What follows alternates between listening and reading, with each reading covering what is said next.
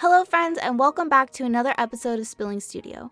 My name is Sam, and this week we have 7 new ARE practice questions designed to help you pass your next exam. There's 1 question per exam topic and a bonus question at the end, so stick around. First up is practice management. A county has recently posted an RFP for the construction of a new sports center with a new Olympic swimming pool, tennis courts, and a football field. Firm X has extensive experience in Olympic swimming pools, and Firm Y has experience with tennis courts and football fields. The 2 firms have decided to collaborate and pursue the project. What agreement should they establish after winning the project? Sub and prime agreements, teaming agreement, joint venture agreement, partnership agreement. Feel free to pause here to answer.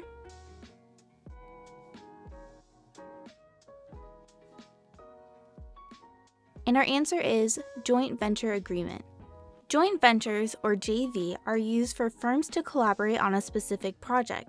Firms may want to do this for a variety of reasons. The first is most typical and is the scenario in this question. When one firm does not have the complete experience needed to win a project, partnering with another firm who has experience where they're lacking is a big advantage. The second would be to collaborate resources. There may be a small firm who is trying to start winning larger projects, but they don't have enough staff yet to take on that amount of work.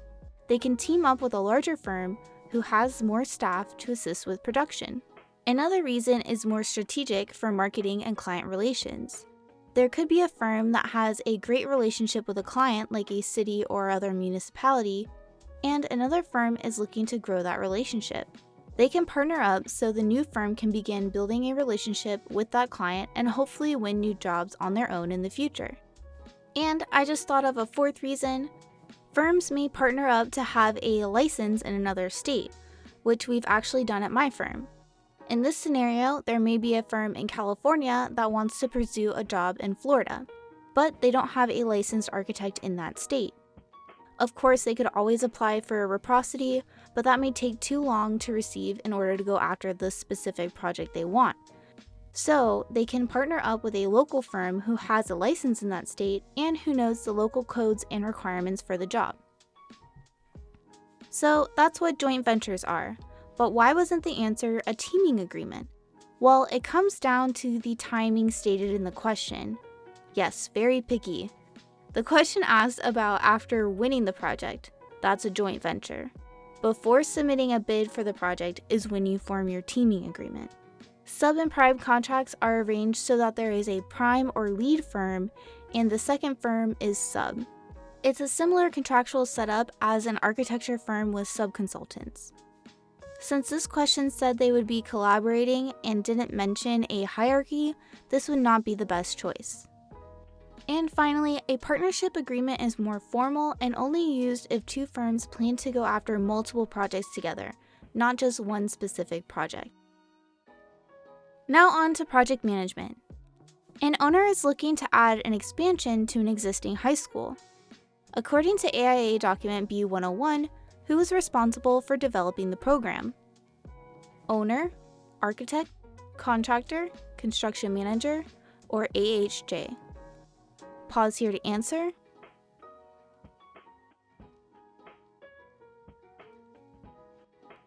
And the answer is owner.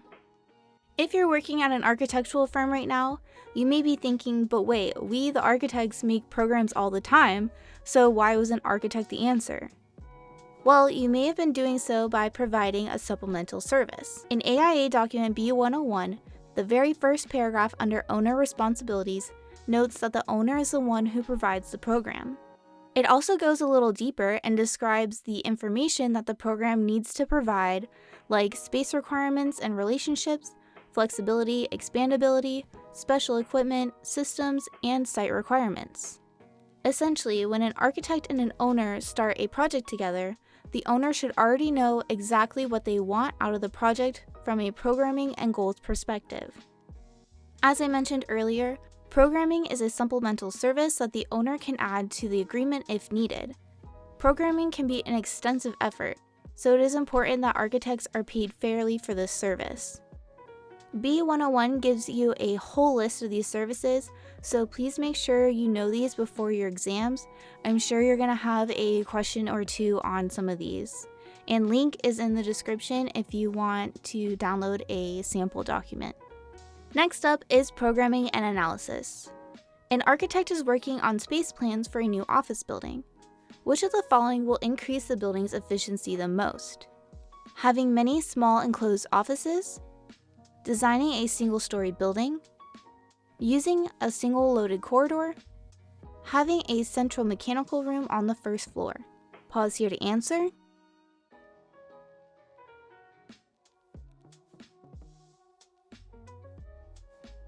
And the correct answer is designing a single-story building.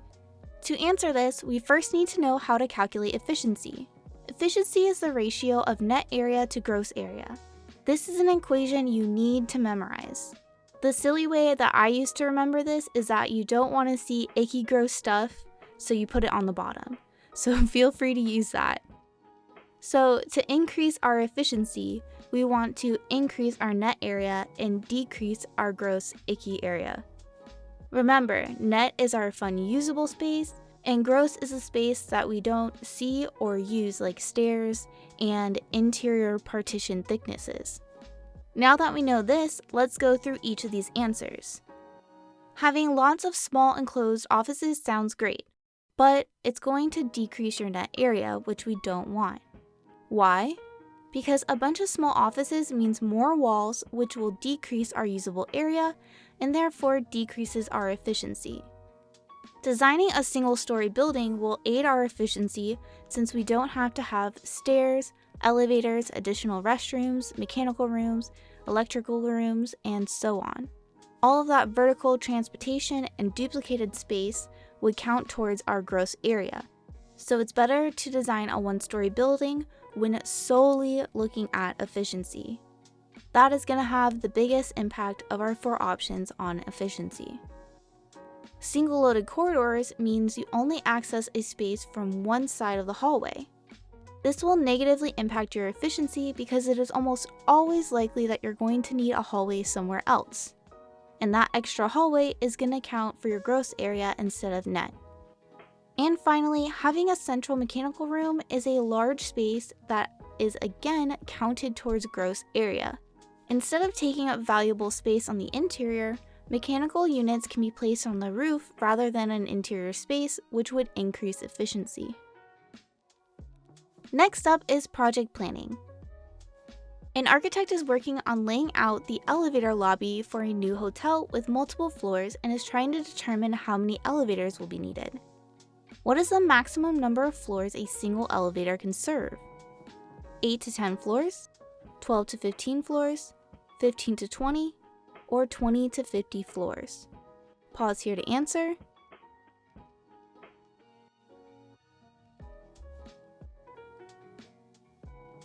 And the correct answer is 12 to 15 floors. The maximum number of floors one elevator can serve is 12 to 15. Why is that? This is because the total travel time will be so long that wait times are no longer acceptable. There are 3 design strategies that work around this. You've probably noticed at least one of these before. The first is simply dividing the total number of elevators into banks that serve different floors. So bank 1 may serve floors 1 through 12, and bank 2 serves floors 13 to 25. This is the one that I've seen the most often.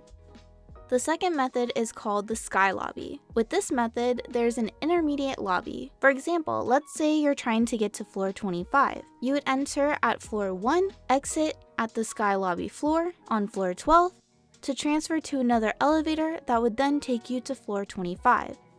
I haven't experienced this one yet myself. Let me know in the comments if you have and what your thoughts were on it. The third method is to use stacked or double-deck elevator cabs. This is when you have 2 elevator cabs in the same shaft. They can be programmed a number of ways. It can work where one elevator goes to even floors and the other to odd floors. They can be programmed to split the floors they serve, or they can use dynamic programming that is based on real-time traffic patterns to reduce wait times. Each of these are workarounds to the limitations of elevators and wait times. A brief pause here to remind you that I post new questions every week, so please hit that subscribe button to make sure you don't miss out on a video. It also really helps me out, so thank you. Now on to project development. A structural engineer is looking to determine the equivalent thickness of an exterior concrete wall they designed for a new community center. What is the equivalent thickness of an 8-inch concrete block that is 75% solids? 5 1/2 inches, 5 23/32, 5 3/4, or 6 inches? Pause here to answer.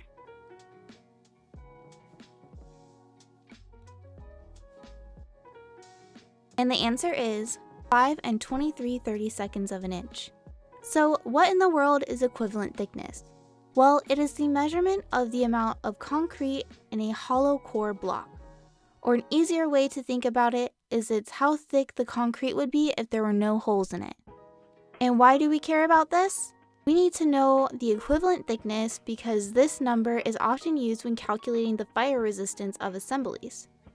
Calculating this is rather simple. It's just the thickness times the percentage. But, we have to remember that 8 inches is not the actual thickness. That's our nominal thickness. The actual thickness is 7 5/8, not 8 inches. So for those of you who chose 6 inches as the answer, this is a step that was missed. I know I kept forgetting this when I was studying, so just drill this in. Whenever you see a question with a number in inches, ask yourself if it's nominal or actual. Next up is construction evaluation. The construction of a new shopping center is underway. One of the possible future tenants has requested to add an additional 500 square feet to the back of the center for storage. The owner directs the architect to make the changes so that they don't lose the tenant. However, the owner and the contractor disagree on the cost to make this change. What should the architect do? Issue a change order, mark up the shop drawings to show the addition, issue a construction change directive, change the cost in the next payment application. Pause here to answer.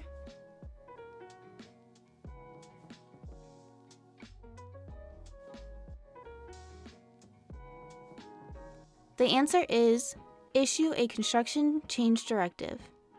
In this scenario, the owner and the contractor do not agree on the cost it would take to add the storage room. When this happens, you issue a construction change directive or CCD. CCDs can also be issued when the owner and contractor disagree on the amount of time it'll take to complete that change. So CCDs can be issued when there's a change in time, cost, or even both. The architect prepares the construction change directive and adjusts the contract sum to reasonably reflect costs associated with the change.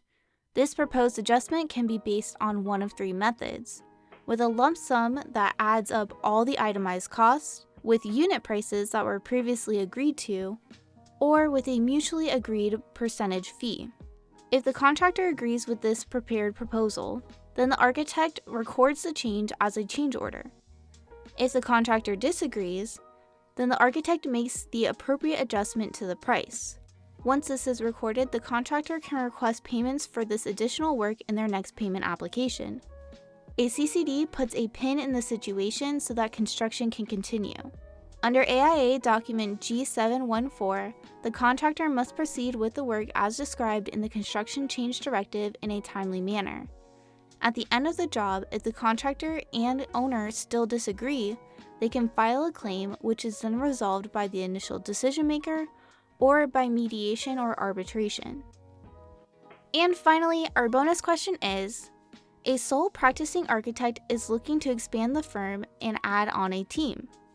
To do so, the architect will need to adjust their accounting method. What type of accounting method should a small firm of 11 people use? Modified accrual basis method, double entry bookkeeping, cash accounting method, accrual accounting method. Pause here to answer.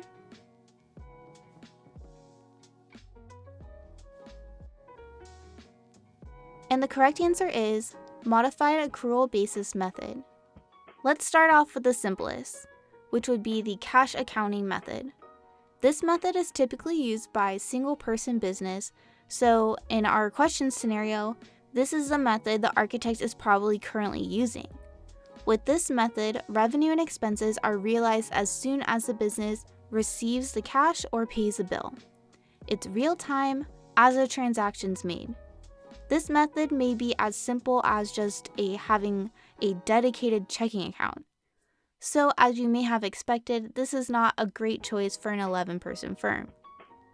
The accrual accounting method recognizes revenue or expenses once they are earned or incurred, which means this method is showing revenue and expenses once an invoice is sent or a bill is received, not when the cash actually exchanges hands. This gives a more big picture view of where the firm is at, so it's typically used for big corporations, not small firms. The accrual method uses double entry bookkeeping, which tracks all transactions chronologically in a journal, and then they are posted to a ledger where transactions are grouped into individual accounts. So double entry bookkeeping is a component of the accrual method and not its own standalone method. And finally, our answer, modified accrual method. As described in the name, this one is a slight variation from the accrual method. This tracks all the same things as accrual, like invoices and bills, but it does not include fees that have not yet been earned or billed to the client. So only things that have been billed to the client are counted. That doesn't mean cash is in the bank account, just that the bill has been sent to the client. This is a method typically used by small to medium-sized firms.